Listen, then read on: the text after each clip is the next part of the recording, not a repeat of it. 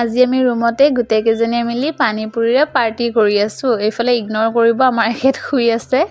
হাই everyone, আজি ইফতাৰ আৰু মুস্কান ডিউটিৰ পৰা আহিলে, কৈছে পানীপুৰি বনাব হেনো ঘৰতে। প্ৰথম মানে কিনিবলৈ গৈছিলে পুৰিকেইটা, পিটিকা আৰু পানীখিনি ঘৰত বনাব, কিন্তু নাপালে দোকানত। এতিয়া ঘৰতে বনাই আছে, ইফতাৰে বনাই আছে, আইতে কাটি আছে, ইফালে মুস্কানে আকৌ ভাজি আছে। প্ৰথম আকৌ ইমান ফুলা নাছিলে, এতিয়া দেখিছেনে ধুনীয়াকৈ ফুলি উঠিছে, কাৰণ গেছটো বঢ়াই দিব লাগিব। ফাৰ্ষ্টত আমি নাজানো, গেছটো কমাই লৈ ভাজি আছিলে, তেতিয়া ইমান ভাল হোৱা নাছিলে।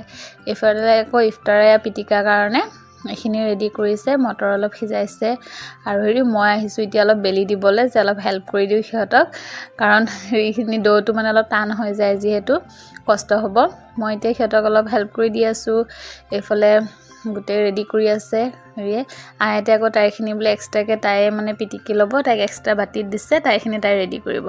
আৰু পিটিকাখিনি শুকান জলকীয়াৰে কৰিছে, খাবলৈ ইমান টেষ্টি হৈছে। পানীও পিটিকাখিনিও বহুতেই ভাল লাগিছে খাই। আমিতো তিনিজনীয়ে খালোঁ, আইতে বা সৰু মানুহ অলপ চলপ খাইছে, আৰু আমাৰ এখেতে নাখায়। আজি জোৰ কৰি দুটামান খুওৱা হ'ল, যে অলপ খাই চাওক, ঘৰতে বনোৱা হৈছে গোটেইখিনি, কিনা নহয় যিহেতু, খাব পাৰিব আৰু।